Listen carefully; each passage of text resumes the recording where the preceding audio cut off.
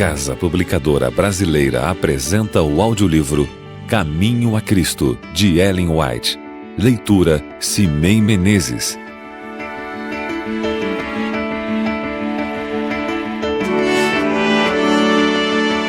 Capítulo 1. O amor de Deus. A natureza e a revelação dão testemunho do amor de Deus. Nosso Pai Celestial é a fonte de vida, sabedoria e felicidade. Olhem para as coisas maravilhosas e lindas que há na natureza. Observe como, de forma surpreendente, elas se adaptam às necessidades das pessoas e de todos os seres criados. O brilho do sol e a chuva, que alegram e refrescam o solo, as colinas, os mares, as planícies, tudo isso fala-nos do amor do Criador. É Deus quem supre as necessidades diárias de todas as suas criaturas. Nas bonitas palavras do salmista, em ti esperam os olhos de todos, e tu, a seu tempo, lhes dás o alimento. Abres a mão e satisfazes de benevolência a todo vivente. Deus fez o homem perfeito, santo e feliz. A terra, ao sair da mão do Criador, não mostrava qualquer sinal de degeneração nem sombra da maldição.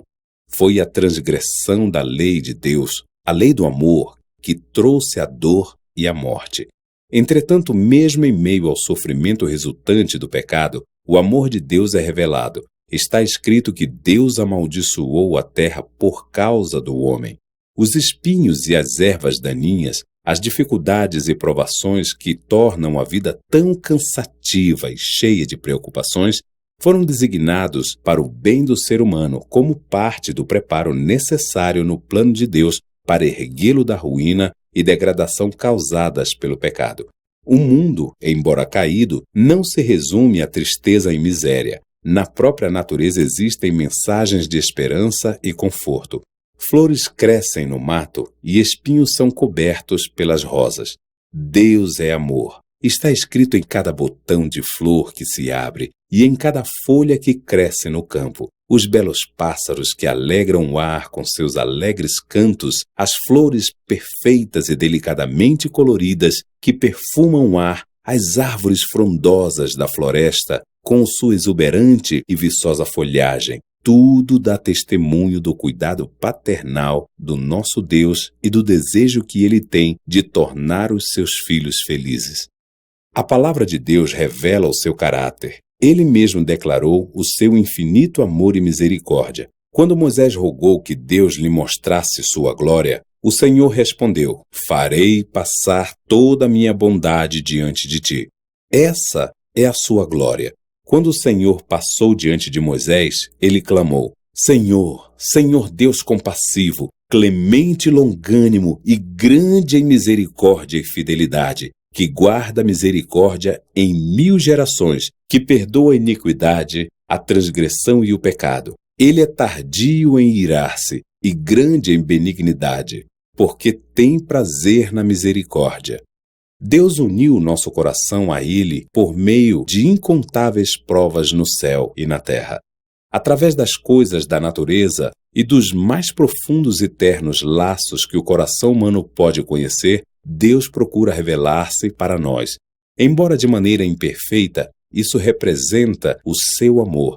Apesar de todas essas evidências, o inimigo do bem cegou o entendimento das pessoas, de modo que elas passaram a olhar para Deus com medo e a considerá-lo inflexível e incapaz de perdoar.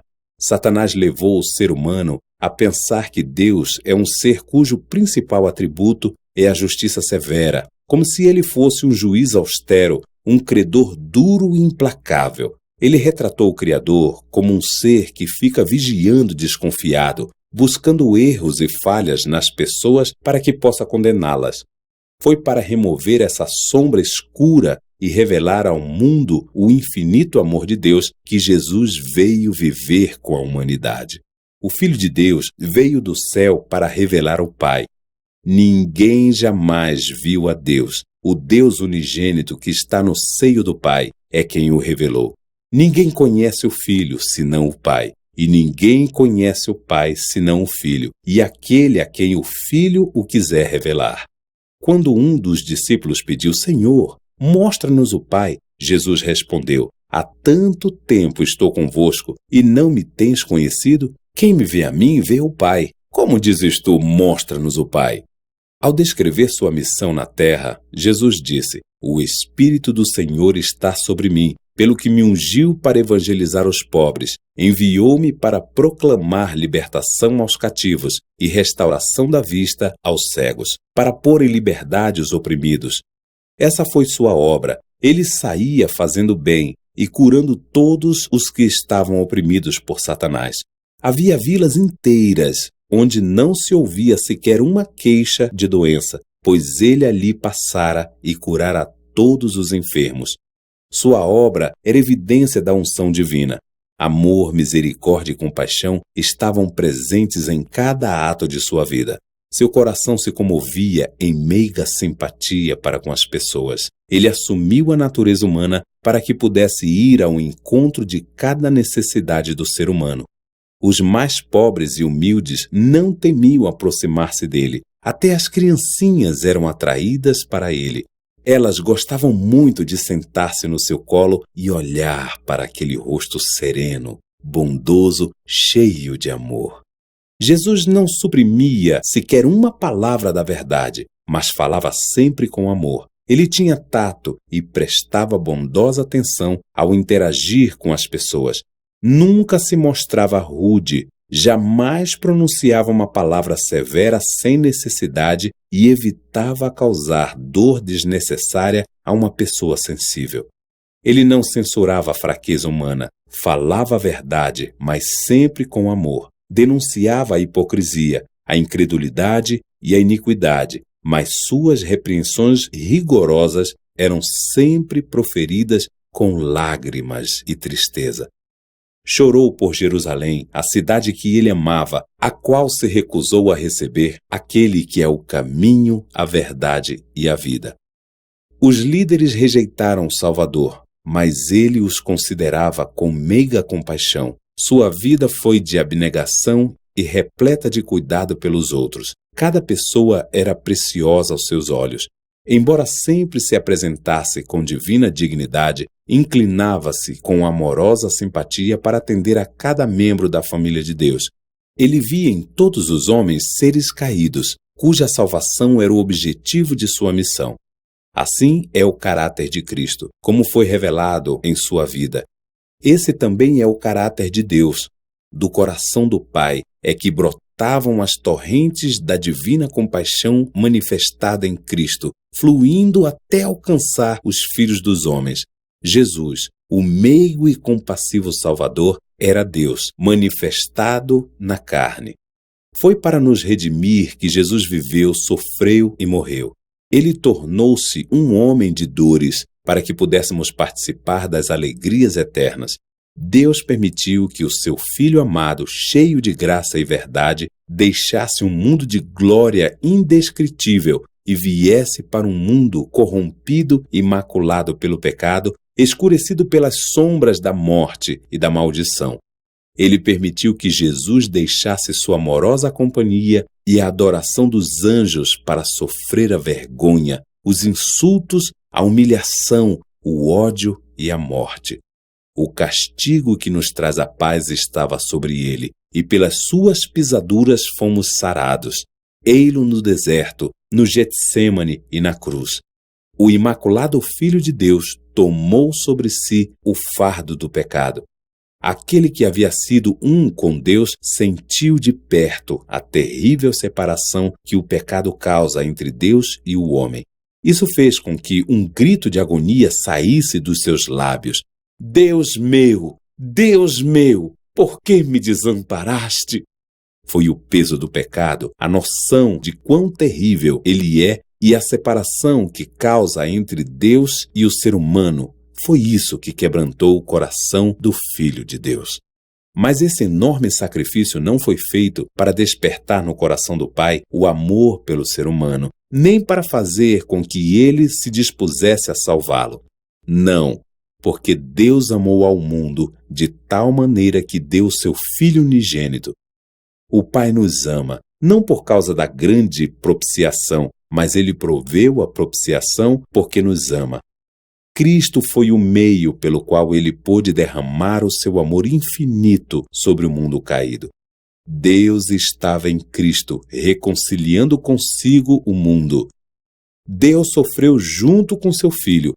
Na agonia do Getsêmani, na morte no Calvário, o coração do amor infinito pagou o preço da nossa redenção. Jesus disse: "Por isso o Pai me ama, porque eu dou a minha vida para a reassumir." Isto é, meu Pai tanto amou você que mais ainda me ama, por eu ter dado minha vida para a sua redenção.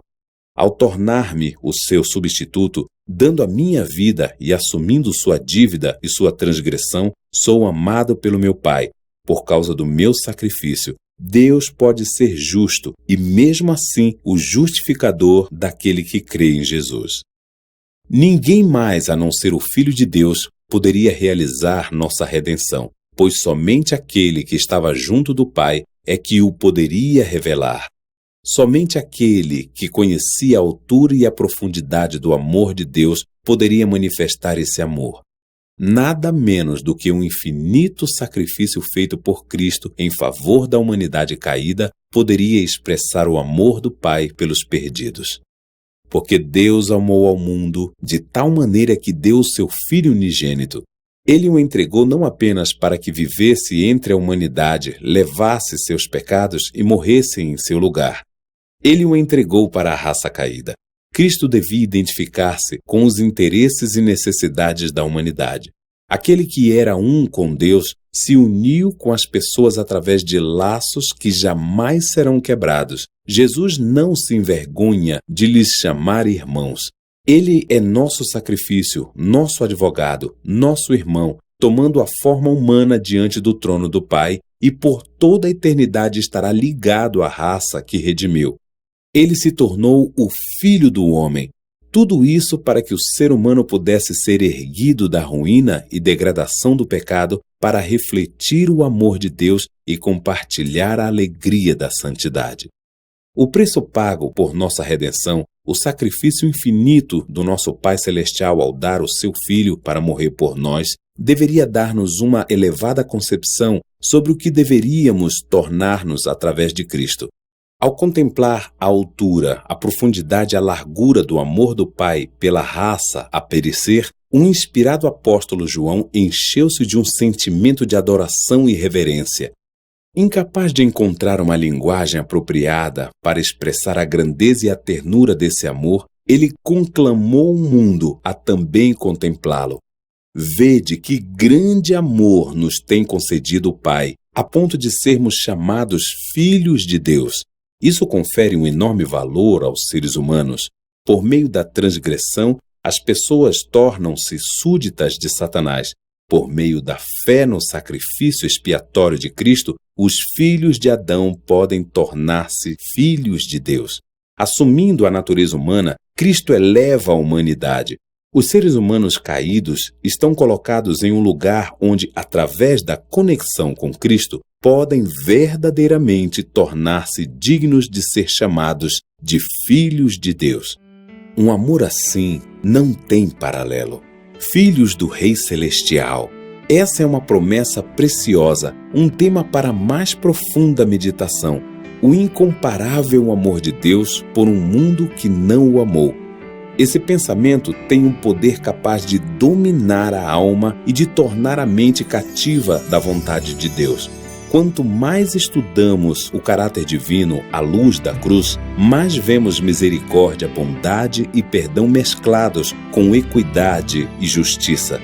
E mais claramente discernimos as inúmeras evidências de um amor que é infinito e de uma compaixão capaz de superar a afeição de uma mãe pelo filho rebelde.